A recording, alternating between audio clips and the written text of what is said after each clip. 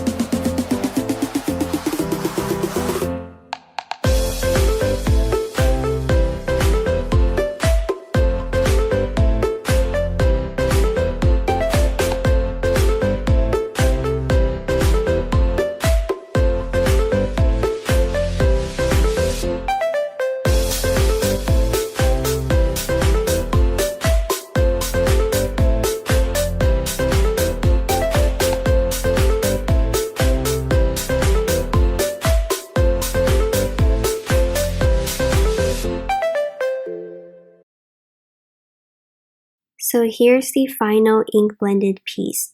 I do like how the colors blend into each other. They have very smooth transitions, but I also want to add a little bit more texture. So here I am splattering some water droplets onto the color panel.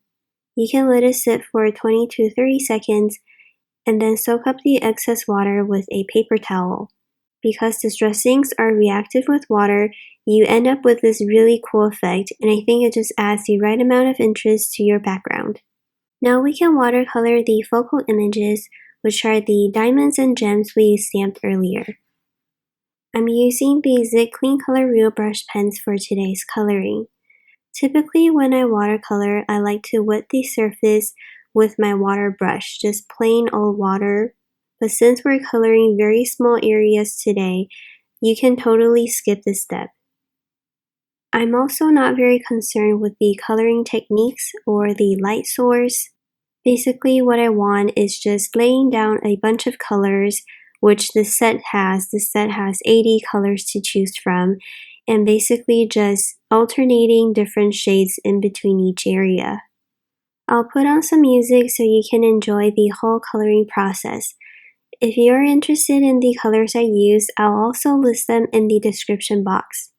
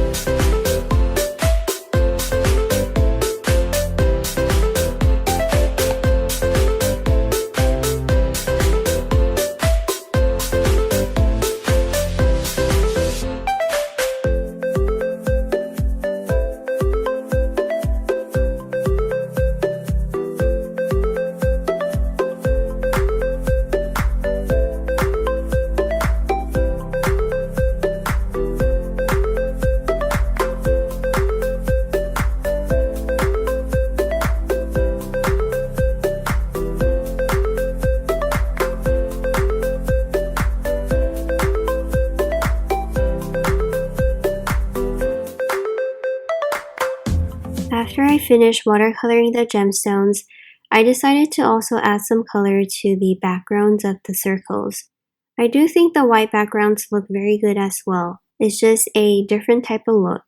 For today, I kind of just want to pack as much color into these panels as possible. These watercolor pens are really so easy to use. Here you can see that I achieved the watercolor look just by laying down some clean water and then adding some colors from the brush pens. Then I blended the edges with my water brush. And if you want to achieve a really organic feel, you can repeat this process a couple times, but I do recommend using the heat gun to dry in between layers. And I'm also purposely using colors that will contrast against the ink blended background. For example, here I picked this bright blue because it will go really strongly against the blended red and greens in the background. And then for the purple gem, I chose red so that it would contrast nicely against the surrounding blue colors. I like to call this technique the double rainbow effect, which is basically using a set of rainbow colors and then contrasting that set of rainbow colors with another set of rainbow colors. I don't know if that makes sense at all. I'll put a picture of a past project that I did before that uses the same double rainbow effect that I'm trying to achieve here. Now I know that I've already added so much color to this project, but I am not done yet. I decided to spritz on even more color droplets.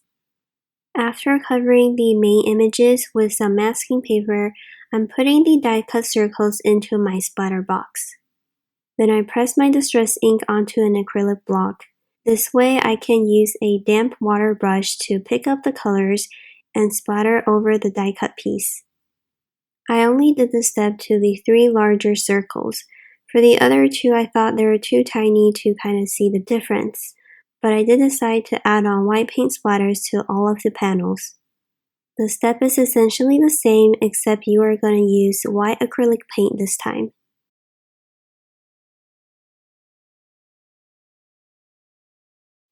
For the very last step before we move on to the light up mechanism, I decided to add on some gold splatters to the ink blended background as well. I'm using my Wink of Stella glitter brush, but if you like, you can also use some gold acrylic paint. And now we're ready to add on some LED lights using Chibitronics products. I'm starting off by making the battery holder. After I made sure that the opening is facing to the left, I'm securing it down with some double-sided tape. The direction is important if you want to make an on-off switch with the circuit, and I'll explain it later in the video. Next, I trace my electrical pathway, and I'm cutting the copper tape in half so that it'll be easier to manipulate. Then I'm sticking the copper tape according to the sketch lines.